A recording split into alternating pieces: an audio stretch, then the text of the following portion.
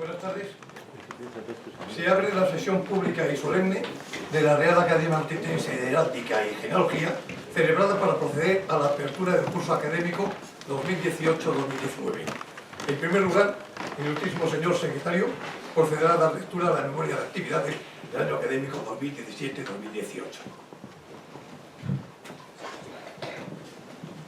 Señor director, señores académicos, excelentísimos e ilustrísimos señoras y señores. Una vez más, y como es tradicional en nuestra corporación, siguiendo las costumbres rituales de todas las Reales Academias y del Instituto de España, en este momento en el que se inaugura el curso 2018-2019, la Real Academia Maltitense de Heráldica y Genealogía procede a dar pública cuenta de las principales actividades realizadas por ella y por sus miembros durante el pasado curso 2017-2018, así como de los acontecimientos en los que de alguna forma estuvo involucrada nuestra corporación en ese mismo curso académico, tratando de ser lo más breve posible. Lo primero que hay que reseñar es el dolor corporativo por los fallecimientos de nuestros compañeros correspondientes, don Rafael Valeri de Salvatierra, en Venezuela, don James Jenson de Souza Ferreira, en Perú, don Enrique Muñoz Larrea, en Ecuador, doña Carmen González Chegaray, en Cantabria, don Julián Álvarez Villar, en Salamanca, don Alejandro Moyano Aliaga, en Argentina, don Fernando Fernández Cavada y París, en la República Dominicana, doña Ana de Azpillaga y Yarza, Ana de Sagrera, en Madrid, don Francisco de Arróspoli y Ruiz de Arana, conde de la Revilla, en Madrid, y don José Sánchez de la Rocha y Taboas, en Pontevedra, además de don Jorge Ferrey Muro, académico de honor, en Barcelona. Por el contrario, la Real Academia se honra en haber dado la bienvenida en la categoría de académicos de número a la ilustrísima señora doña Ángela Madrid y Medina, hasta ahora correspondiente por Ciudad Real, electa el 22 de marzo de 2018. Del mismo modo, ha pasado a la categoría de supernumerario a petición propia el ilustrísimo señor don Javier Gómez de Olea y Bustillo. También han sido nombrados académicos correspondientes el 11 de diciembre de 2017 doña María Lourdes Lescurain Oribe, viuda de Buset, en México, doña María Inés Solarán Mújica, en Brasil, doña Cora Luisa Díez Pietri, en Venezuela, don Juan Antonio Lleves Andrés y doña María Teresa Fernández Caraya, en Madrid. Igualmente, el 12 de julio de 2018 fueron recibidos en dicha categoría don Marcos Fernández de Betancourt, en Madrid, don Felipe Bárcena y Varela de Limia, conde de Torrecedeira, en Pontevedra, don Omar Soto Rodríguez, en Canadá, don Joan Manuel Ferrer, en República Dominicana, doña Carmen Cayetano Martín, en Madrid, y don Juan Cartalla y Baños, en Sevilla. En cuanto a los nuevos socios colaboradores, debemos dar la bienvenida desde el 23 de mayo de 2018 a don Francisco José Alfaro Pérez, don Juan Fernández Molina, don José María Rico y Rico y don Francisco Zaldívar de Velasco. Asimismo, la corporación se enorgullece en recordar los premios y distinciones recibidos por sus miembros. Así, el académico de mérito don Feliciano Barrios Pintado ha recibido el 13 de septiembre de 2017 de manos de Su Majestad el Rey el Premio Nacional de Historia. El académico de número y director de nuestra corporación, don Ernesto Fernández Sesta, ha sido elegido en la asamblea del 23 de septiembre de 2017 presidente de la Confederación Española de Centros de Estudios Locales, CESIL, en cuyo transcurso el académico de número y secretario que les habla, José María de Francisco, ha sido elegido secretario general de la propia institución. El académico de número don Manuel Ladrón de Guevara y Sasa ha recibido la Gran Cruz de Mérito de la Casa Real Portuguesa en reconocimiento a sus méritos hacia la real persona de Su Alteza Real don Duarte de Bragança, duque de Bragança y jefe de la Casa Real de Portugal. El académico de número doctor don Juan Baumhalen y Acedo ha sido galardonado con el premio José Zorrilla de Poesía en su quinta edición, en mérito a su poemario Memoria de un mal soñado. El académico de número don Amadeo Martín Rey Cabieses ha sido galardonado con el Premio Internacional Giuseppe Schiaccia en su 16ª edición y ha recibido asimismo la Cruz con Placa de Plata al mérito del Santo Sepulcro. El académico de número don José María de Francisco ha recibido el Premio Laszlo Bokus de Vilagos de la Confederación Internacional de Genealogía y Heráldica correspondiente al año 2018 por su libro sobre los títulos nobiliarios durante el sexenio revolucionario. Y el académico correspondiente en Jaén, don José Carlos San Juan Boforte, ha sido designado nuevo lugarteniente de la España Occidental, capítulo noble de Castilla y León, de la Orden Ecuestre del Santo Sepulcro de Jerusalén. Como actos públicos, ha de reseñarse, en primer lugar, que la Real Academia celebró la apertura pública y solemne de su propio curso académico 2017-2018 el día 26 de octubre de 2017 en este mismo Salón de Actos de la Real Sociedad Económica Matritense de Amigos del País, donde la doctora doña María Jesús Cava Mesa, catedrática emérita de Historia Moderna de la Universidad de Deusto y numeraria de la Real Económica Sociedad de Amigos del País, impartió una conferencia sobre de la hidalguía universal a los condes metalúrgicos en Vizcaya. El Pleno ha celebrado en el curso que termina 5 juntas ordinarias de carácter administrativo y organizativo. Asimismo, se han celebrado otros plenos de carácter meramente académico. El primero, el 19 de septiembre del 17, en el que el académico de número don Jaime de Salazar pronunció una conferencia sobre la antigüedad de los linajes intermediarios españoles. Y los siguientes plenos, ya dentro del ciclo de conferencias dedicada a la realidad actual de las órdenes militares y de caballería en España, con las ponencias de don Marcos Fernández de Bethencourt, titulado La soberana y militar orden hospitalaria de San Juan de Jerusalén, de Rodas y de Malta, Historia, Estructura, Realidad y Actividades en España, de don Carlos Corbera y Tobeña, sobre la orden de caballería del Santo Sepulcro de Jerusalén, Historia, Estructura, Realidad y Actividades en España, de don Eduardo García Menacho y Oset, las reales y militares órdenes de San Fernando y San Hermenegildo, evolución histórica y organización actual. Y últimamente una mesa redonda sobre la investigación y órganos de investigación en las diferentes órdenes internacionales, donde intervinieron como ponentes el señor Barón de Gavín, don Jaime de Salazar, don Wilfredo Rincón, bajo la presidencia de don Fernando García Mercada. La Real Academia asistió, como todos los años, a los actos que en la sede de la Real Academia de San Quince de Segovia organizó dicha academia, correspondientes a la Asamblea General Anual de la CECEL, celebrada en dicha ciudad en septiembre de 2018.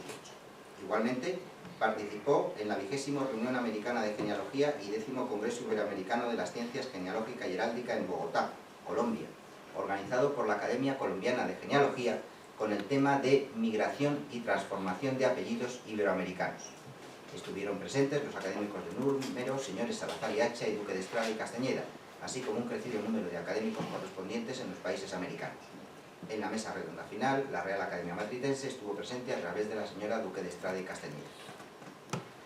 También se celebró el 13º Congreso Nacional de Genealogía y Heráldica de la República Argentina y las terceras jornadas histórico-genealógicas que tuvieron lugar en la ciudad de Córdoba los días 17 al 19 de mayo de 2018 con el tema Conformación de la Sociedad Hispanoamericana,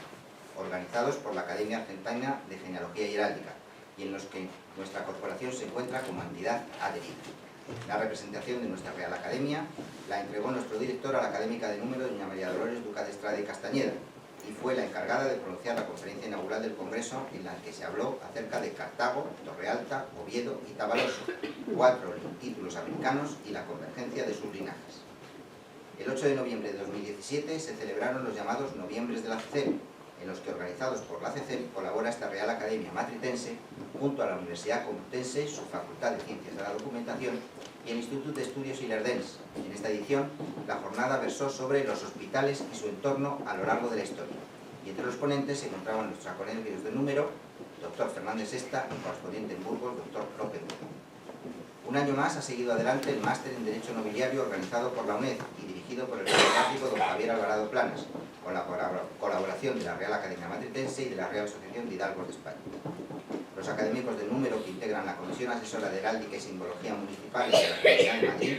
han asistido a diversas reuniones en la sede de la Dirección General de Cooperación con la Administración Local de dicha comunidad. Asimismo, mantuvieron reuniones las diferentes comisiones internas académicas y se han evacuado también diversos informes, consultas y dictámenes que se le han planteado. En materia de publicaciones hay que reseñar la aparición del volumen 19 de los anales de esta Real Academia, correspondientes al año 2016. En él, además de la habitual sección de efemérides que recuerda el fallecimiento de Fernando el Católico y el nacimiento de Carlos III, se incluyen los trabajos de José María de Francisco Olmos, estudio emblemático e histórico de los sellos de las últimas reinas de Aragón, Isabel la Católica y Germana de Foix, de José Miguel de Mayoral Huilodo, conde de los Acevedos, bodas nobiliarias madrileñas durante el periodo 1651-1700, y Antonio Herrera Baillán, Richard Maxwell Bell, magnate santiaguero y su descendencia hispano-cumana, y de Óscar de Ascot, la familia Gómez Marañón, hoy Gómez de Mena, así como la necrológica del académico de número y decano don Corrado García de la Pedrosa, firmada por el académico de número don Juan Van Halen y Acero. Asimismo, se ha publicado el boletín 104-105 correspondiente al tercer y cuarto trimestres de 2017, y en el que, además de sus habituales secciones, incluye un editorial sobre la rehabilitación de labras heráldicas en la región de Murcia y y una colaboración del académico de número electo, Iñaki Garrido, sobre un tataranieto del marqués de Comín, Toni Comín, conseller de Salud del cesado gobierno catalán, y el boletín 108-107 del primer y segundo trimestre de 2018, con una editorial del académico de número don Fernando García Mercadal sobre los tratamientos de cortesía y el dictado de Alteza Real, y una colaboración del académico supernumerario don Javier Gómez de Olea y Bustinza sobre las falsificaciones nobiliarias y el secreto de la familia Carranza en la ciudad de Cádiz. En cuanto a las monografías publicadas bajo el sello editorial de la Real Academia, han de señalarse la obra de José Manuel Castellanos Oñate, 40 linajes madrileños, con múltiples ilustraciones, árboles genealógicos, planos y fotos, editada junto al Real Cuerpo de la Nobleza de Madrid, y la de José Ignacio Rodríguez González, el patrimonio heráldico de la Congregación Cisterciense de Castilla.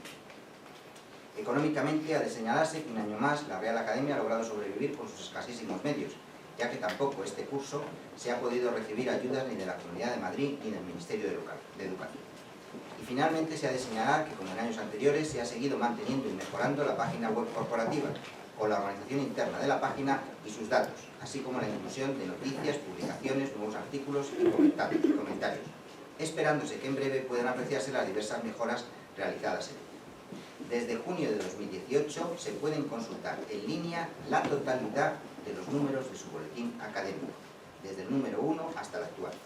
así como de los anales, excepto el último número, dando así mayor visibilidad a nuestras publicaciones. Esperamos en este año poder ofrecer en línea otras publicaciones, ya sean discursos o monografías propias, así como las grabaciones de los actos que realiza nuestra corporación.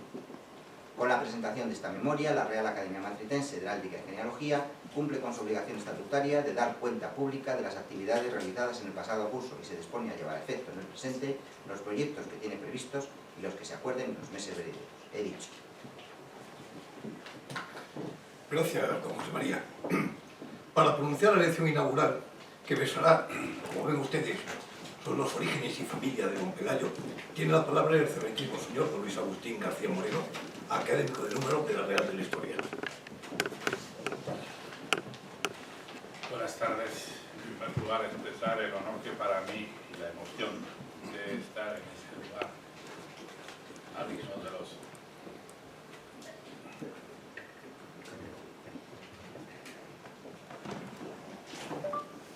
de los edificios más antiguos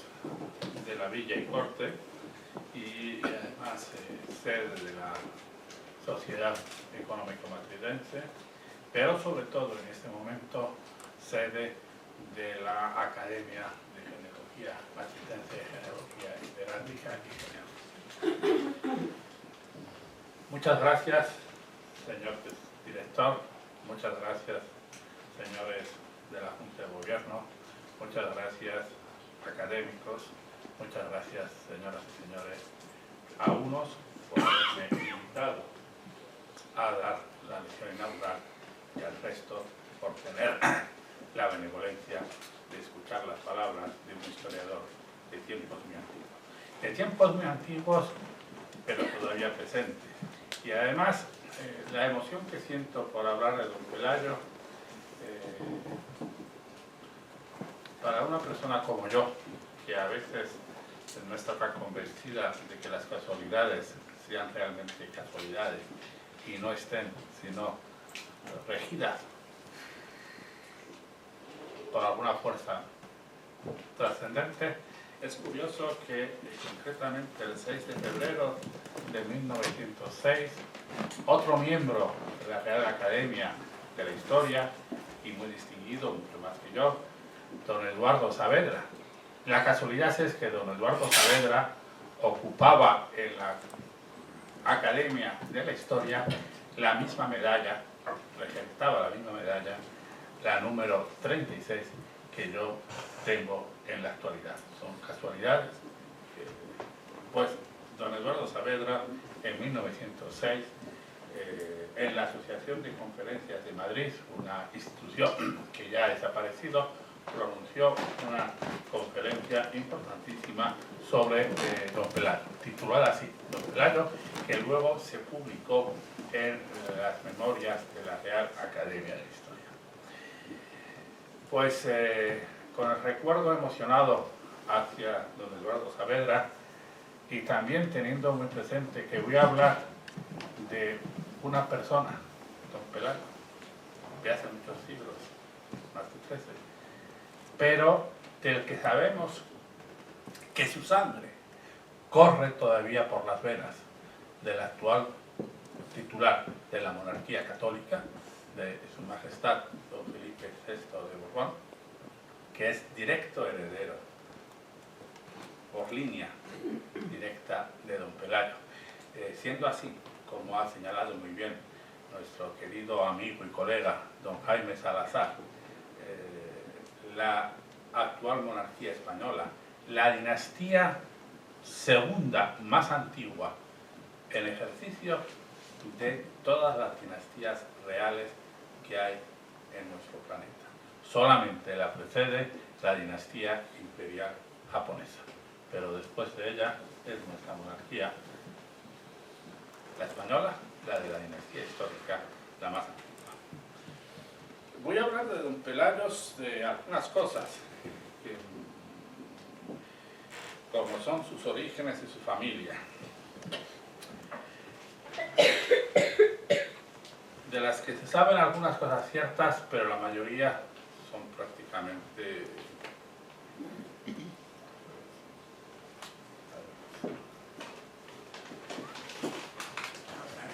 de Pelayo y su victoria de Covadonga nos ilustran las llamadas crónicas albeldense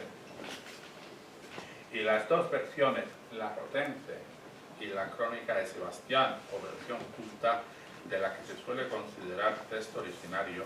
de la crónica de Alfonso III, que no se nos ha conservado como tal. Para las tres valdrían algunas consideraciones generales. En primer lugar, se trata de una literatura historiográfica inacabada, siempre sujeta a adiciones de nuevos fragmentos, golosas y eliminaciones de otras, o su modificación parcial o total a las vistas de ellas. Por ello, salvo en el caso de códices directamente emparentados, más que de la existencia de una crónica, habría que hablar siempre de la crónica de determinado códice escrito en determinado sitio y por un determinado escriba. En segundo lugar, es importante señalar cómo en los textos primitivos de los que derivan las actuales versiones del albeldense, rotense y de Sebastián, no existían dataciones absolutas por la era, tan solo años de reinado y, en su caso, correspondencia con los reinados de los emperadores romanos. Digo esto porque, aunque no voy a hablar de un tema importantísimo, que es el de la cronología de la vida de don Pelayo y de la cronología de la batalla de Covadonga, que si alguien me lo pregunta después, pues podré decir mi opinión, y solo si tengo escrita una larga memoria, sí se debe tener en cuenta este hecho para cualquier cálculo cronológico. No hay fechas absolutas. El cronicón albeldense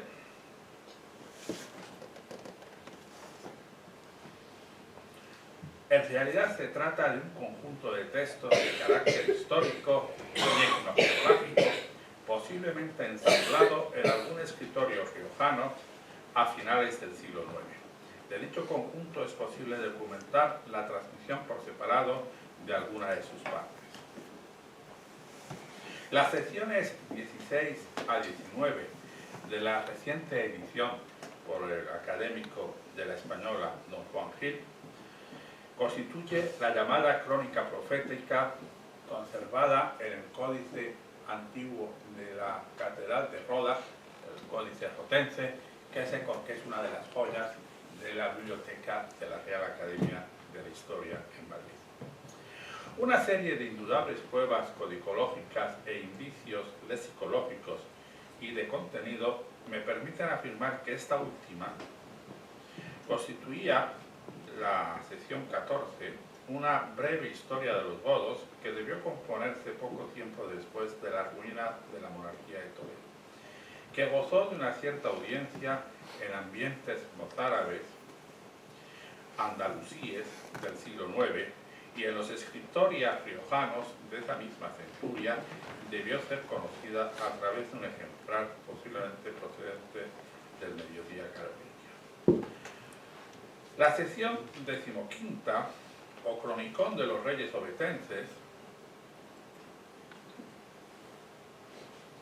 se habría compuesto en un primer estadio en el año 881, aunque su estructura indica una clara ruptura a partir del parágrafo 9º, aquí no está copiado, que es el correspondiente a Alfonso II el Casto, conservando hasta entonces, como ven,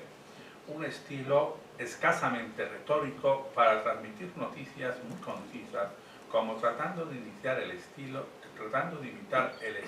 y estructura de la citada antes sección 14ª.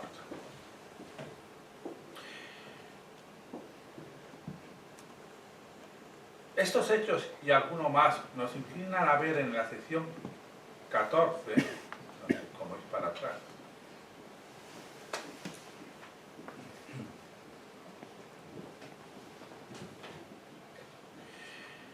esta es la 14, la 14 se refiere a la historia de la monarquía goda.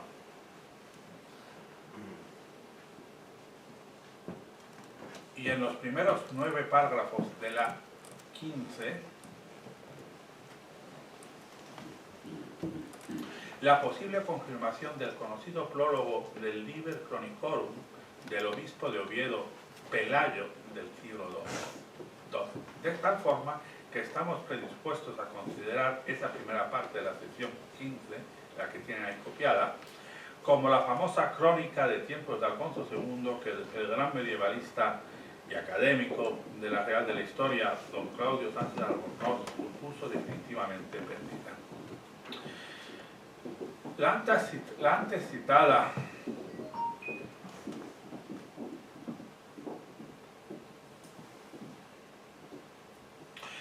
citada historia de los godos del Cronicón albendense, la sección 14ª, ofrece una visión del fin del reino visigodo neutra tanto para Witiza como para don Rodrigo, aunque podría verse signos pro-rodriguistas en la consideración de este como rey legítimo y único en el momento de la invasión musulmana y en que ésta sea considerada producto de una tradición, aunque no se diga de quién. Su continuación o remodelación Astur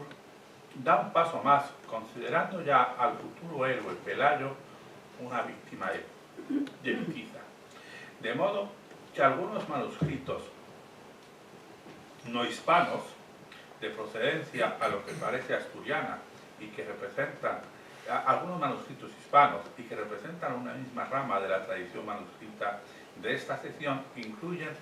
con respecto a Witiza una famosa glosa donde se da cuenta del asesinato por un motivo de faldas del padre de Pelayo, el duque Fáfila, en la ciudad de Tuí por Witiza, todavía en vida, el padre de Witiza, Égica, habiendo sido ese el motivo del posterior destierro de Pelayo de la ciudad de Toledo por el mismo Witiza. Glosa a la que esos mismos manuscritos harán referencia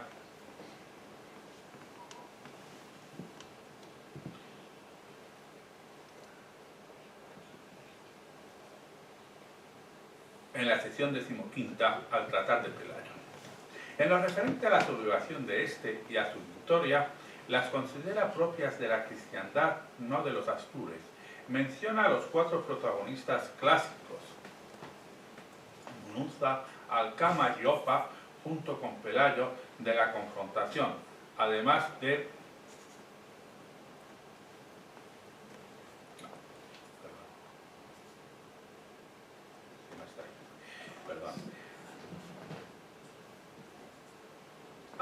Además deja de señalar la sede del obispo godo de Opas y el lugar de la primera victoria cristiana, no dice nada de Covadonga, aunque sí indica el de la segunda derrota musulmana,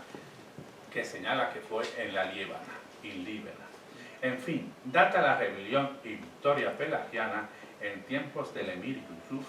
que fue emir entre el 747 y el 756, por lo tanto, algo completamente lejos de la fecha tradicional. Y ubica en León la sede del gobierno asturiano de Munuza, no en Gijón. La citada historia del asesinato de Pelayo por Vitiza plantea el problema de la contaminación del albeldense, que es esta por la historia clásica de Pelayo, que se testimonia en las dos versiones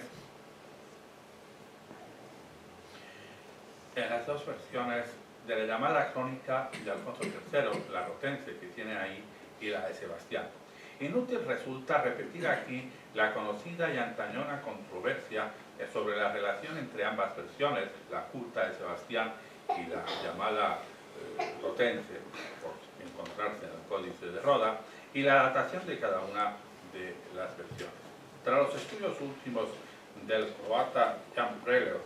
y del profesor Juan Gil, en gran medida concordantes, parece claro que ambas versiones son el fruto de tradiciones independientes que derivarían de un modelo común no conservado, que podemos seguir llamando, a falta de otro nombre, Crónica de Alfonso III. También parece admisible que la rotense sea más fiel al modelo original, habiendo sido mucho más leída y utilizada que la versión culta o de Sebastián, mientras que en esta última se observan evidentes alteraciones de una mano eclesiástica destinada a eliminar algunos desarrollos excesivamente retóricos y novelescos. Dicha consideración de las relaciones entre la rotense y la de Sebastián permiten reconstruir cuál pudiera haber sido la visión que en el modelo de ambas, en la crónica de Alfonso III, se tenía de los orígenes y familia de don Pelayo y de su posterior revuelta y victoria. Contra lo que opina Juan Gil, sí que creo que en dicho texto originario de la crónica del rey Magno se daría una detallada noticia de los antecedentes familiares de Pelayo, mucho mayor que la que está recogida en la versión rotense. Esta tendría como fin relacionar en alguna manera a Pelayo con un noble linaje godo, opuesto desde siempre al representado por el de Artabasto, el rey Hervigio, que sería hijo de Artabasto, y Vitiza, que sería el hijo de Gica, linaje al que además se hacía responsable directo de la invasión musulmana. Parece lo más probable que en esa noticia se hiciera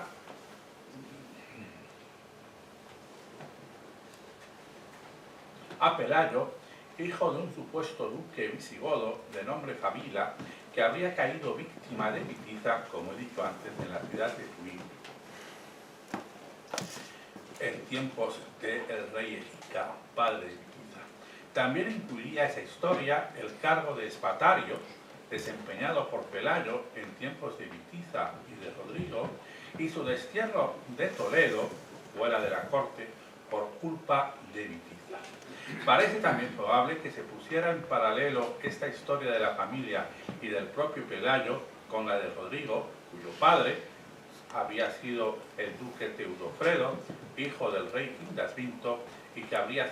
sido cegado y desterrado de Toledo por el rey Egica, padre de Vitiza. Una historia, por tanto, en paralelo, con simplemente una generación entre medio. Y también sería partidario de que en dicha historia se relacionara la familia de Pelayo con este linaje de Quindasvinto, Teudofredo, Rodrigo, tal y como se afirma en una tardía versión inglesa de la Albeldense.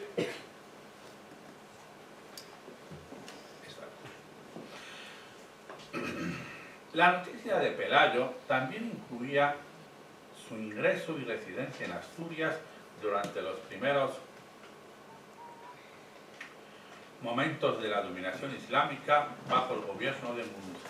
la embajada de Pelayo a Córdoba y el incidente amoroso de Munuza con la hermana de Pelayo.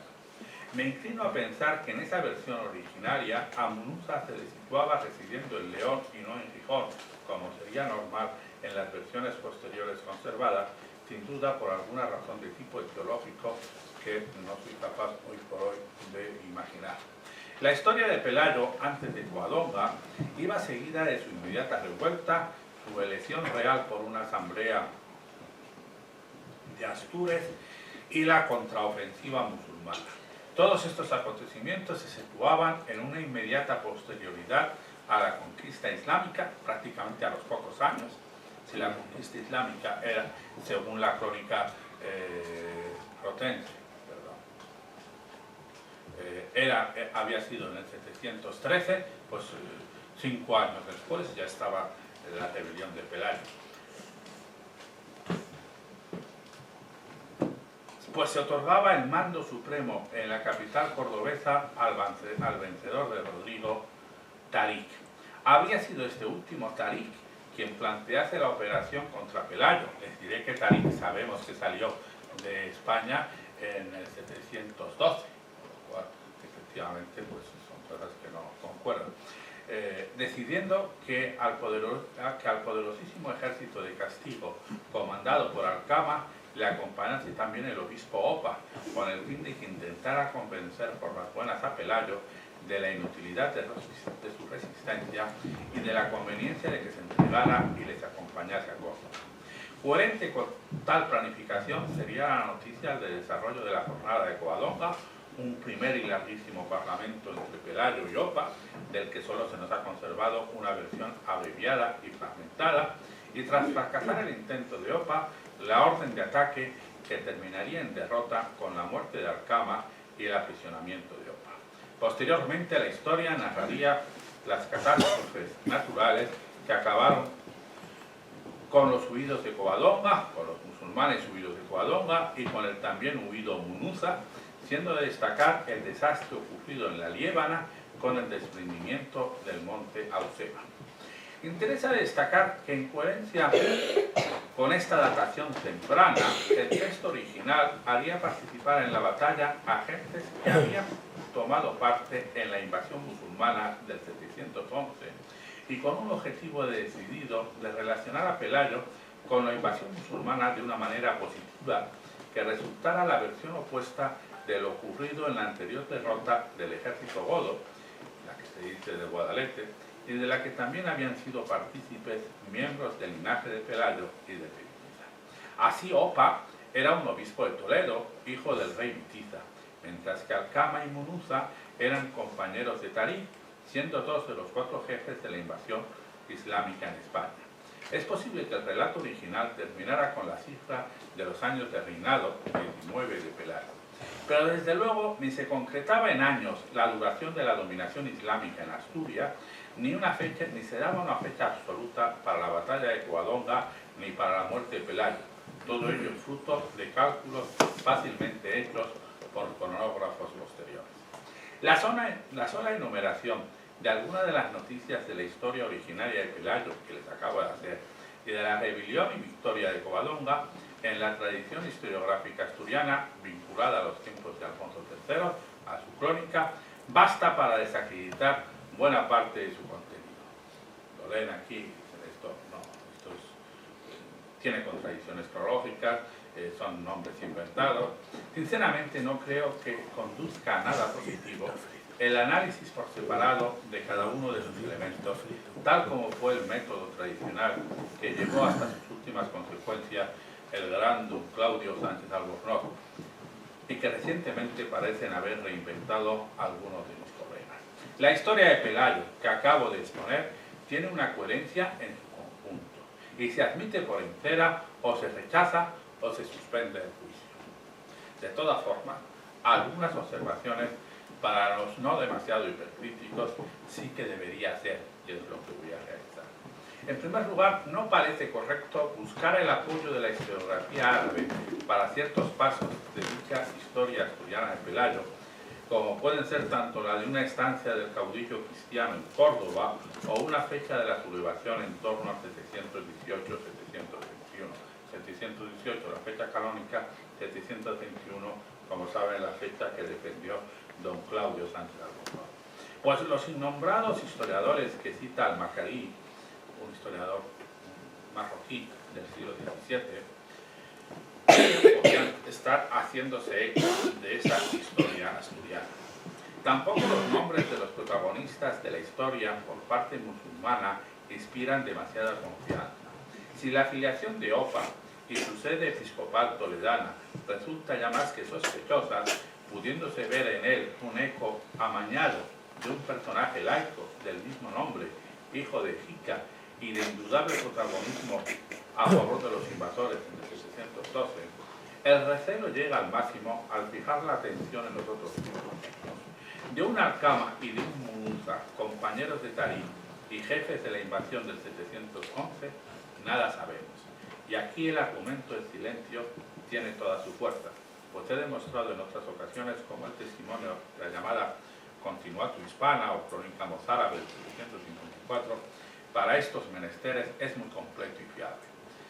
Y no mencionan ni a Munuza ni a Alcama. De Alcama, ya el bueno y hipercrítico Lucien Barrault-Digot pensó que pudiera ser una variante del nombre del emir al-Sam, y este había sido el desgraciado protagonista de la primera gran derrota de las armas musulmanas por las cristianas en Occidente, pero no en Asturias. Había tenido lugar en 1420 frente a los muros de Tolosa, de Francia. En lo que respecta a Munuza, cabe sospechar que no sea más que un doblete por el gran Musa ibn Musaid. Al respecto, debería recordarse que en la historia de los godos, inserta en la Albertense, la sección número 14, no se daban los nombres de ninguno de los caudillos musulmanes de la invasión. Es posible que para aquellas fechas el nombre de Musa en Asturias, ya en el siglo IX, se vinculase especialmente con el de gran jefe de los Banu Qasi de la región de la Marca Superior, de Tarazona y Borja, por lo que no conviniera repetir su nombre. En fin, españoles y extranjeros ya en el siglo XIX observaron las semejanzas entre la historia de este Munuza en Asturias y la de otro Munuza, caudillo bereber en la Cerdaña en el 731. Sin duda la historia y final romántico de el Munuza bereber, tirándose desde lo alto de una torre, debía gozar de cierta fama en ambientes mozárabes, pues que a ella le dedicó un extrañamente largo pasaje el anónimo autor de la crónica mozárabe del 754. Su datación era bastante próxima, 731, a la que yo he propuesto para la victoria de Pelayo, 734, ya se lo digo bien claro. En fin, la historia del Munuza bereber y su desgraciado final tuvo lugar en la Libia pirenaica, Libia, en Cerritania, en Cerdeña, la actual Libia, el enclave del Estado del Reino de España en Francia. La del Munuza Astur en la Líbana Cártara. Por tanto, también se podía confundir. Y recordemos que este es el único topónimo líbana recordado por la crónica albense en un pasaje que pienso pudo escribirse a finales del siglo VIII. En todo caso, relacionar en las Asturias de Alfonso II con la victoria de Pelayo a dos caudillos musulmanos vinculados con el mundo franco, Munuza y Alcama, no dejaba de tener otras resonancias ni de servir a otros objetivos políticos, concretamente reivindicar respecto de la Francia carolingia la primacía e independencia del reino astur en la lucha contra el Islam peninsular. Que sea Líbana el único topónimo citado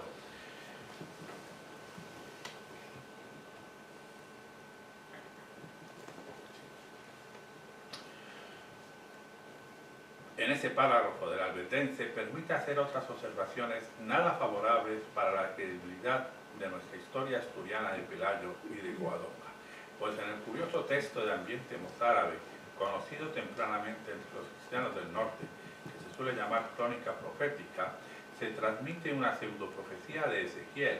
según la cual los godos habrían de vengarse de su primera gran derrota contra los ismaelitas, los sarracenos, infines Libia, en los confines de Libia. Si la primera narración astur de los acontecimientos, la que he supuesto bajo el párrafo 15.1,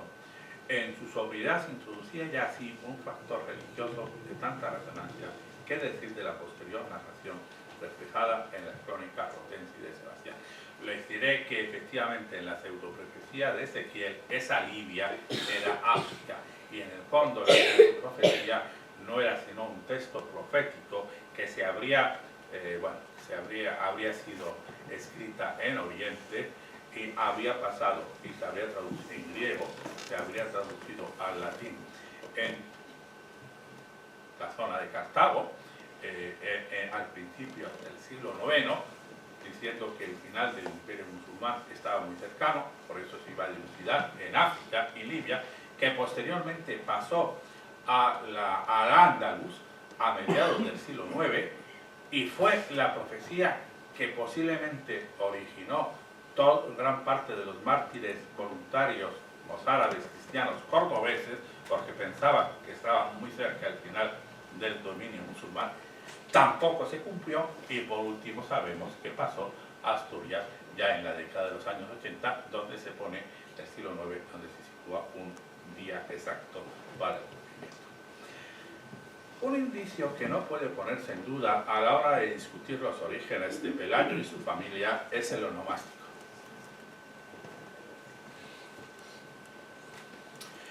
Y este muestra la estirpe de Pelayo, muestra un goticismo tanto en sus elementos como en su dinámica, totalmente conforme con el que era normal entre la nobleza goda del siglo VI. Pero ustedes que Pelayo se le atribuye como padre Fácila, que es lo más de acuerdo con Sebastián, parágrafo 8, o se le atribuye como padre a Beremundo, solamente en un texto albendense 15A1. El nombre Beremundo, los dos tienen sus pros y sus contras. El nombre de Fabila tiene la ventaja de que sabemos con seguridad que el hijo varón de Pelayo se llamaba Fabila. El nombre de Bermundo tiene a favor que sabemos con seguridad que la hija de Pelayo se llamaba Bermesinda, no Hermesinda, como normalmente se dice. Si se leen bien las mejores lecturas de los manuscritos, es Bermesinda, es decir, el mismo elemento primero componente del nombre de Bermudo. Y como veremos además, el componente de Bermudo, Ver, reaparece posteriormente en Bermudo, el diácono, etc. O sea que eso nos permite pensar que fuese o no cierto que el padre de Pelayo se llamaba Beremundo y no Fabila, lo que es indudable que dentro del acervo onomástico del linaje de Pelayo existía el elemento Ver. La nobleza gótica y germánica desde el siglo IV hasta el siglo XII mantiene unas tradiciones onomásticas muy precisas, que es que cada linaje nobiliario tenía una serie de nombres, como nombres, digamos, muy queridos por el linaje. Nombres que además podían ser la primera o la segunda parte del nombre, se trata de nombres compuestos. Nombres además que con frecuencia, si se recitaban corridos, se iniciaban con un primer fonema, puesto que esa aliteración permitía un recordatorio en tradición oral más alto. Como ven, se mantienen esas tradiciones. Fíjense ustedes que Alfonso, que tiene una hija que se llama Adocinda, tiene el mismo elemento de Alfonso el primero. Froila,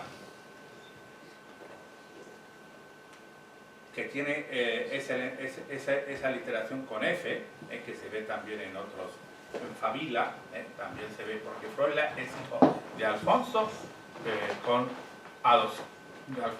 con Bermesinda, la F que alitera con Fabila. Bueno, en resumen, no les canso más. El único que no soporta un nombre godo en el linaje de don Pelayo es el propio Pelayo, a diferencia de sus dos hijos conocidos, Bermesinda y Fabila. Es más, también tiene nombre godo el padre de Pelayo, como he dicho,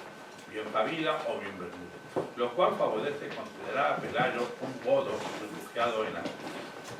Una interpolación presente en la rama obetense de la sección 14 del Albendense afirma que Fabila, el padre de Pelayo, era duque y vivía en territorio galaico en los últimos años del reinado de Egipto. Noticia que el anónimo interpolador había tomado del texto originario de la llamada crónica Alfonso III, como intenté mostrar hace unos minutos. Si estos datos tuvieran algún fondo de verdad y no fueran una simple forma de igualar a esta familia con Pedro, duque de Cantabria, siendo los dos duques, y padre de Alfonso I, sería más fácil comprender por qué su hijo Pelayo buscó refugio en Asturias en momentos difíciles para él. Los contactos de su linaje con las oligarquías de esos territorios del otro lado de los montes venía de aquí. Porque en mi opinión la huida al territorio asturiano de Pelayo es algo que no se puede poner en duda. La misma se encuentra testimoniada por la siguiente y escueta afirmación que transmite la crónica de Albelda. Pelayo, expulsado de Toledo por el rey Witiza,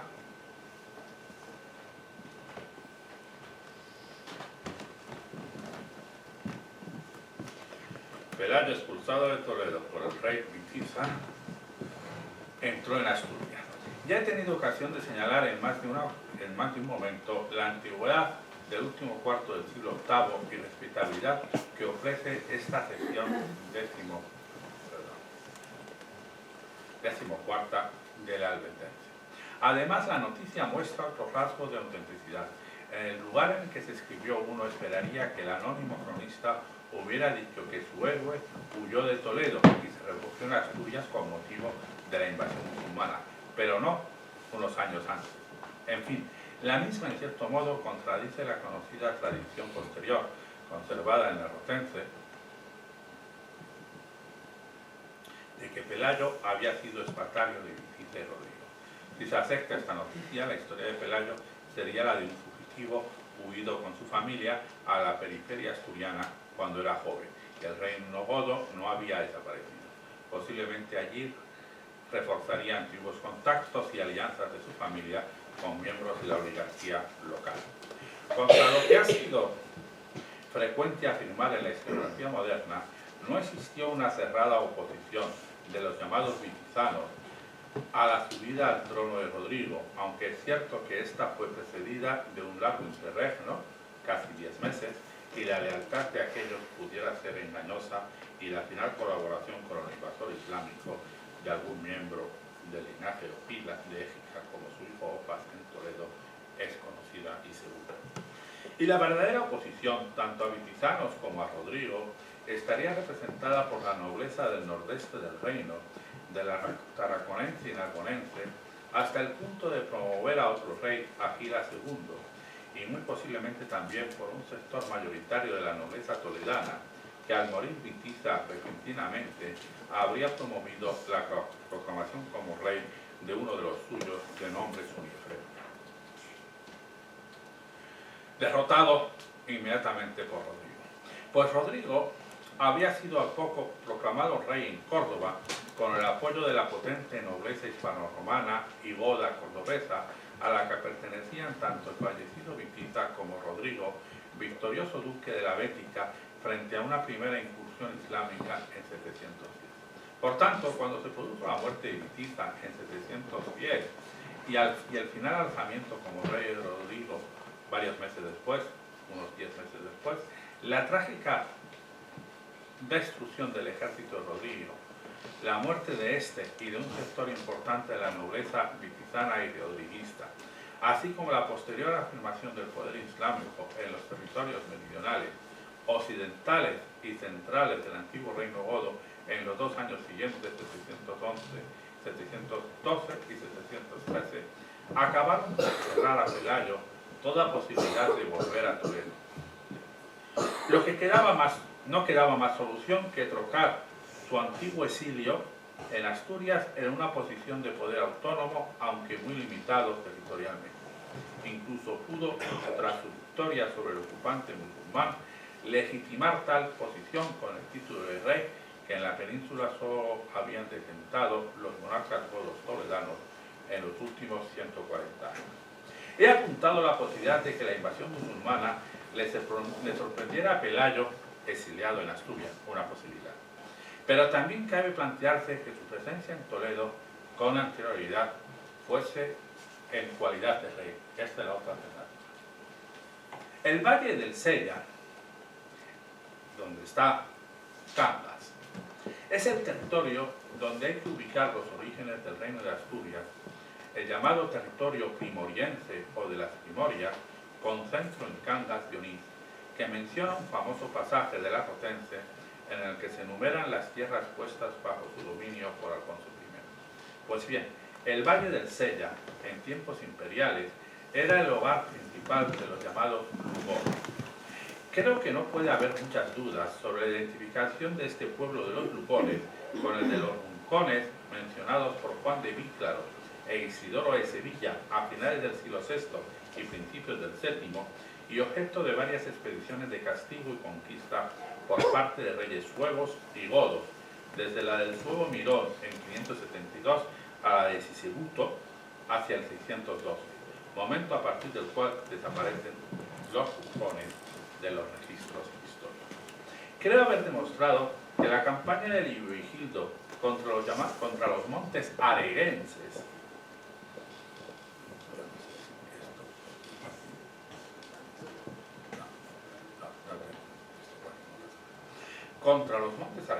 del 575 también debe ubicarse en la misma zona, la zona de Covadonga, la zona de los Picos de Europa. Al transmitir el antiguo etnónimo de los Lugones Arganticaene, Arganticaene tiene que ver con Argandenes, que es un topónimo de una localidad del Valle del Sella y sería el centro de los Lugones. Arganticaene, los Lugones Arganticaene, los montes aregenses, localizado en el actual municipio de Argandenes, en el Sella, aguas abajo de Cangas. Sabemos que Leovigildo trató de asegurar el control de este territorio, llevándose como rehén al señor del lugar, Aspidio, con su mujer e hijos. Se los llevó a su vez. Lo que demuestra también que, lejos de cualquier arcaísmo que en su inicio, en el último cuarto del siglo VI, los roncones gozaban de una importante jerarquización social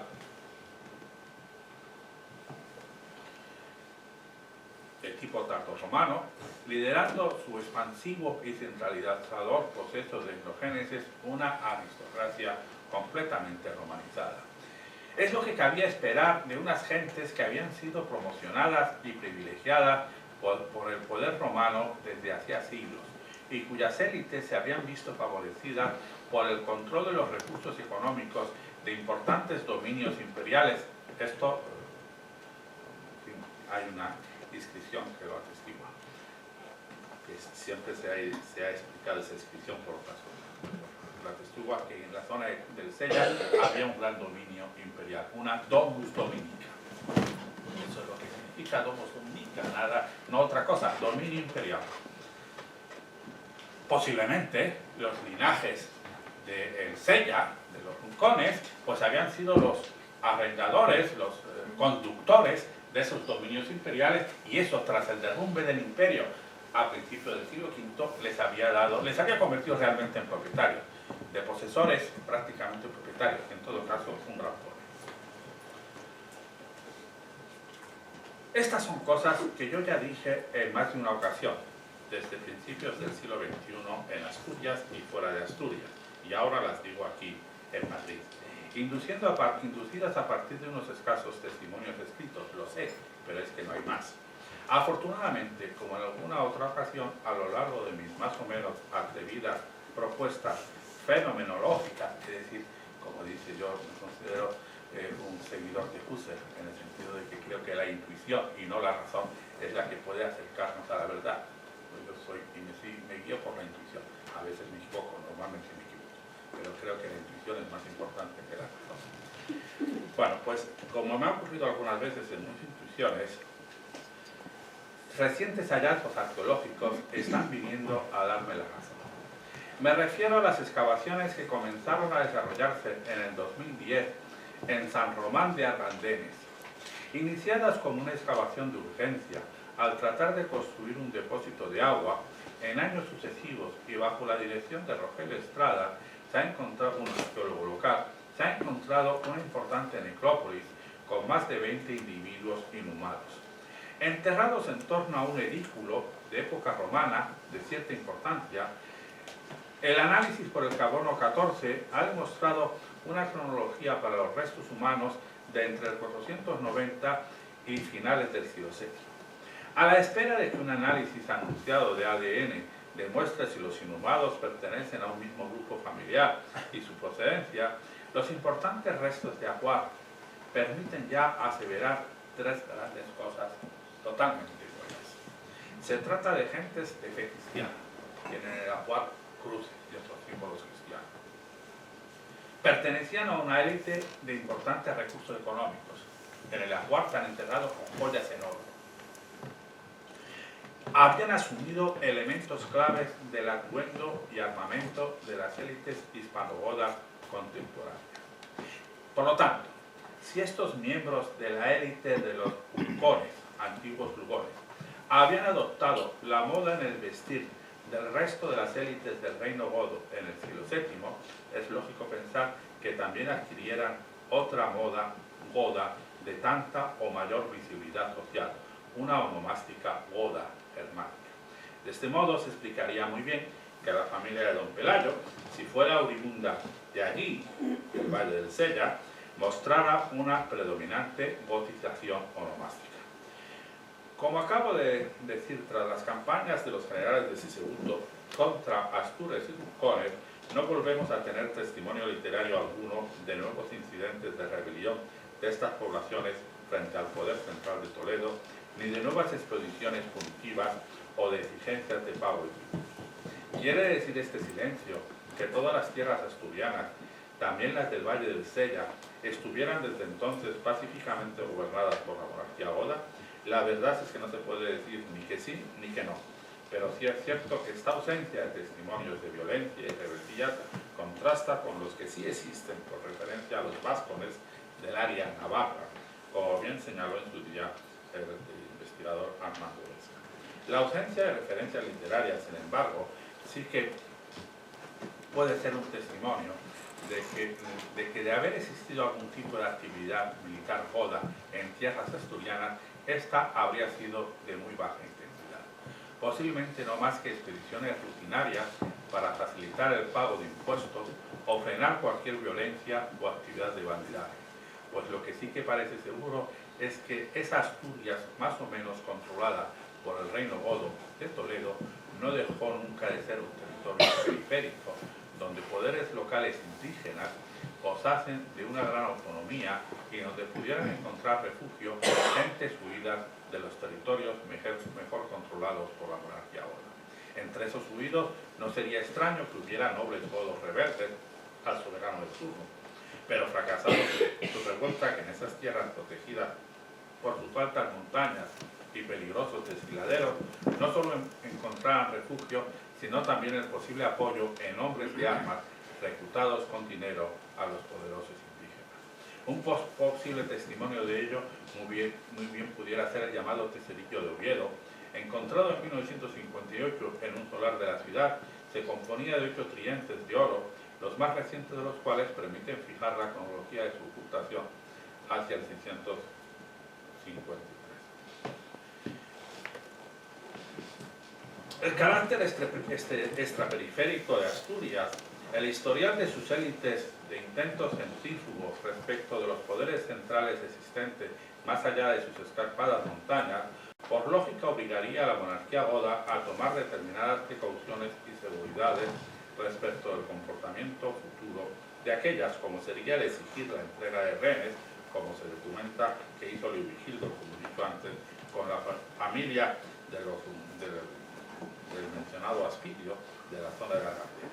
Se aceptaba la historicidad de algunos datos referidos al famoso condo Don Julián, transmitido por la historiografía mozárabe y andalusí. Era normal que en la corte goda de principios del siglo VIII residieran jóvenes pertenecientes a la nobleza de lugares apartados del reino, en el caso de Julián, pues nada menos que de Ceuta, para asegurar así la lealtad de sus familias. Don Pelayo se rebeló y reinó en Asturias, surgiendo así el reino de los Asturios, según afirma la crónica albetense, y fue elegido en una reunión por Astures, según la referencia. pero situó su primera corte en Cangas, núcleo principal del territorio de Primorias y bastante próximo al lugar de su éxito sobre los atacantes islamistas Covadonga. Todo ello en el territorio de los antiguos Cuncones, Argintacaenes, Alganteres. A que la familia de don Pelayo tuviera raíces allí, también apunta el que su hijo y sucesor, Favida, fundara una basílica en Cangas en octubre del 737. Esto es la única fecha segura de la que debe partir cualquier investigación sobre la cronología de los Pelayo. Posiblemente conmemorativa de la victoria conseguida sobre una expedición de castigo islámica no lejos de allí unos pocos años antes, la que tradicionalmente se conocería después como Batalla de Covadonga y que evidentemente se hizo gracias a la invocación de la Santa Cruz. Sería la victoria de la Santa Cruz. Afortunadamente, un documento de segura autenticidad permite saber dónde se encontraba algún otro bien fundiario de Pelayo. Me refiero a la carta de donación hecha por Alfonso III en 869 al presbítero Signando de la iglesia de Santa María, fundada en la villa argentiana, cuyo título de propiedad, según dice, le venía de don Pelayo. La citada villa se reduce a la Tiñana actual, una parroquia del concejo de Siero. La existencia de esta antigua propiedad pelagiana se ha considerado prueba del interés posterior del linaje de Pelayo y de su yerno Alfonso I por la cercana Oviedo, a donde finalmente se trasladó la corte con Alfonso. Desgraciadamente se ignora si esa propiedad de Tiñana la tenía Pelayo por herencia de sus ancestros o era consecuencia de su victoriosa expulsión del poder musulmán, cuyo último episodio había tenido lugar a unos 25 kilómetros al suroeste de Oviedo, en Lucum Oraliense. Aunque si fuera por lo primero, me interesaría señalar que Tiñana se encontraban en el enclave que los Lugones tenían en tiempos romanos fuera de su núcleo principal del Valle del Sella y Cangallione. Así pues, y concluyo, don Pelayo, miembro de una noble familia con raíces entre los antiguos Astures y Rincones del centro y oriente asturiano, pero completamente gotizados y vinculados con la monarquía goda destruida por la invasión musulmana, sinceramente hoy creo que es lo más lógico que se puede decir, e intuyo que no esté lejos de la verdad. En todo caso, si es verdad o no, espero algún día poder hacerla preguntar en persona a don Pelayo. Luis, te equivocaste totalmente, no sabes ni idea, es lo más probable que me diga, pero a lo mejor te hace. A ustedes no se lo pregunto porque ya sé su respuesta. Muchísimas gracias a todos por haberme escuchado a este viejo profesor. Me falta menos de 2 años para jubilarme y si Dios me da vida, académico por algunos años más.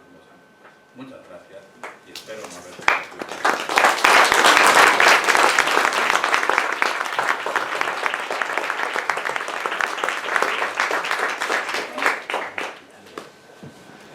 Muchas gracias, don Luis. Queda pues inaugurado el curso académico 2018-2019 de la Real Academia Malitense de Heráldica y Genealogía. Muchas gracias por su asistencia a este acto. Se levanta la sesión.